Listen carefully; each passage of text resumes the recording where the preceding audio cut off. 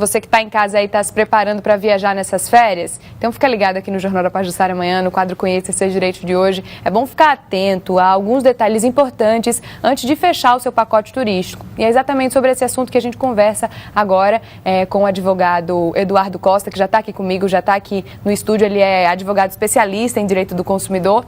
Eduardo, muito bom dia para o senhor. Vamos começar falando sobre essa questão do contrato. É muito importante, é um direito, na verdade, do consumidor, que ele tenha aí descrito todos os detalhes daquele pacote turístico que ele comprou. E é muito importante que esse contrato seja lido também, né? Isso. Bom dia, Juliana. Bom dia aos telespectadores da TV Pajuçara. De fato, o contrato ele é um instrumento em que vai ser colocado, né, disciplinado todos os pontos referentes à oferta e à extensão dessa oferta que esse consumidor ele está adquirindo.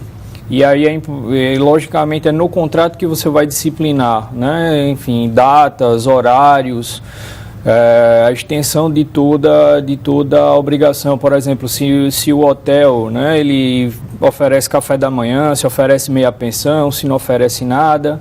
Quais né? são os serviços que estão inclusos? Quais são os serviços que estão né? incluídos, exatamente. Certo. E hoje em dia é muito comum mesmo, a gente vê alguns consumidores fazendo uso daqueles sites de compra coletiva. O pessoal compra até passagem aérea, né? Compra diária em pousada, em hotel. E eu acho que esse setor aí, esse segmento, é um segmento que merece uma atenção especial, né? Com certeza. Tanto que, assim, o Código de Defesa do Consumidor, como ele é de 1990, aí não havia, né, essa revolução digital que nós temos hoje, você não vai achar no Código de Defesa do Consumidor nenhuma prescrição específica em relação a comércio eletrônico. Tanto assim que agora em 2013 a Presidente da República ela expediu um decreto, enfim, fez exarar um decreto-lei, né, que os consumidores podem achar na internet, que é o decreto 7962 de 2013, e esse decreto ele disciplina essa questão do comércio eletrônico, especificamente também em relação à questão das compras coletivas. Então todos os sites são obrigados hoje a terem um endereço físico, né, claramente os meios de acesso do consumidor para elucidação, para o esclarecimento de dúvidas e, principalmente, eles têm que trazer todas as informações referentes à oferta. As cláusulas limitativas de direito têm que vir com destaque, né?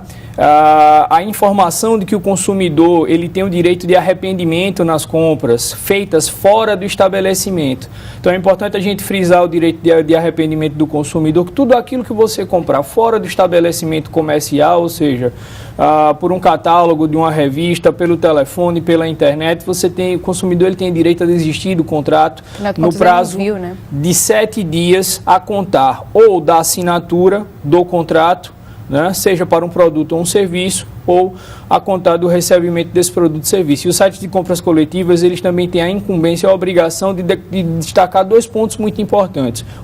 Se essa compra coletiva ela está atrelada a um número mínimo de participantes, às vezes eles colocam lá mínimo de 50 pacotes para serem vendidos, menos do que isso eles vão desistir, estão autorizados a desistir do negócio, e principalmente o prazo de validade dessas ofertas. Vale destacar que muitas vezes eles colocam lá que período de férias, período de feriados, aquelas ofertas não são válidas. Então é muito importante que o consumidor fique atento às condições dessa oferta. Muitas vezes também, nesse caso dessas compras coletivas, o quarto é um quarto diferenciado, às vezes é em outra parte do hotel, uma parte que não é tão agradável, que não é aquilo que está lá naquelas fotos. Então, o consumidor tem que ficar ligado a isso. Por isso que é sempre bom ligar, exigir um contrato, alguma coisa desse tipo, né? Sim, mas esse ponto é muito importante porque o Código de Defesa do Consumidor, ele preconiza o chamado princípio da vinculação. Então, do modo que a oferta é feita, a oferta ela deve ser cumprida. Diz o código que toda oferta suficientemente precisa vincula o fornecedor, vincula as empresas ao seu cumprimento. Então vale a dica, todo o material publicitário, se ele for guardado pelo consumidor, ele vai servir como prova em caso de um eventual transtorno, né? Então se você está anunciando um padrão de adequação para os quartos, você não pode também oferecer um padrão aí absolutamente inferior. Querendo ou não, o consumidor ele está sendo seduzido pela oferta visual, né? Para que não configure de fato uma propaganda enganosa. Certo, doutor Eduardo. E quando a empresa precisa aí, cancelar esse pacote ou alterar, por exemplo, as empresas aéreas, alterar o horário desse voo, desse consumidor, tem um prazo mínimo para que esse consumidor seja informado? E se isso trouxer algum problema para ele, se ela vai cancelar ou então vai modificar, adiar para outra data e nessa outra data eu não posso, nesse outro horário que meu voo foi modificado, eu também não posso fazer essa viagem. Quais são os direitos do consumidor nesse caso? Veja, a gente tem que estar atento aí ao caso específico que vai ensejar a modificação dessa base desse contrato. Né? Se a gente contratar o pacote para sair de Maceió, por exemplo, no dia X, a hora tal, qualquer modificação, a gente está alterando o contrato. Nesse caso, o consumidor ele teria direito a desistir do contrato e receber o reembolso das parcelas pagas. Se porventura está pagando por cartão de crédito, né? O cancelamento do lançamento das parcelas a vencer é uma possibilidade, né?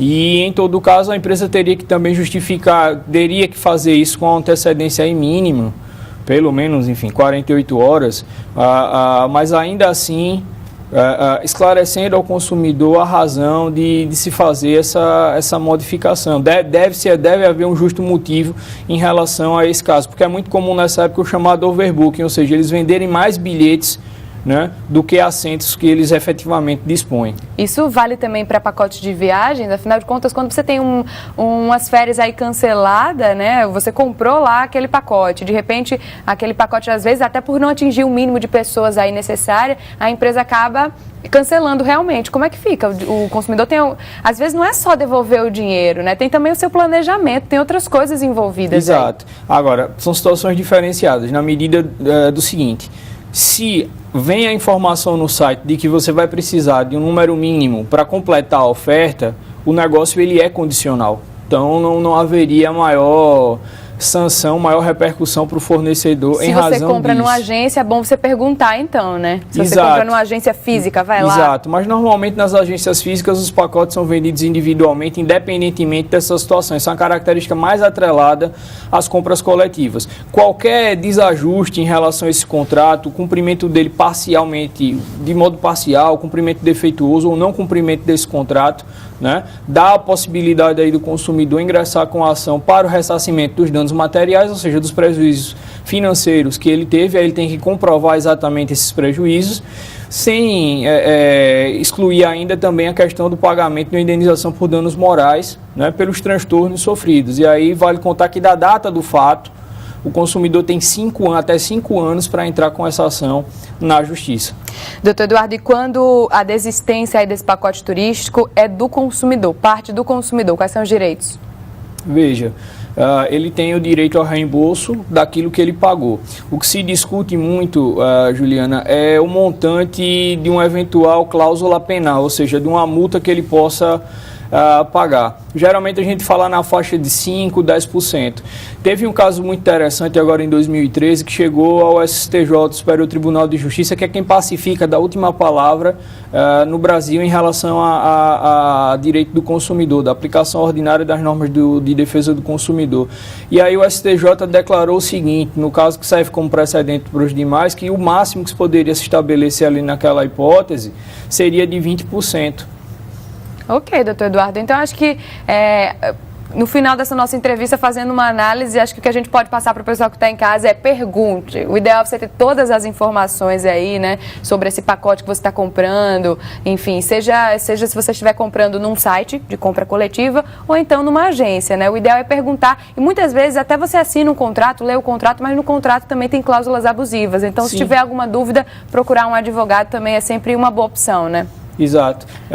Há essa possibilidade, além de se procurar, por exemplo, o PROCON para verificar o histórico da empresa, né? Sites como, por exemplo, o Reclame Aqui, onde o consumidor ele pode mais ou menos tomar uma base, caso ele esteja contratando com uma agência de fora, uma agência que ele não tem aí maiores referências, é sempre bom ele dar uma pesquisada.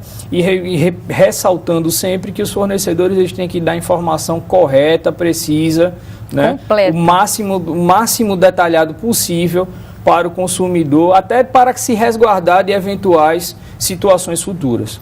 Muito obrigada, doutor Eduardo, pela sua participação aqui no estúdio do Jornal da Pajuçara. Amanhã, um Feliz Natal para o senhor e para a sua família. Você também e para todos os telespectadores. Um bom dia.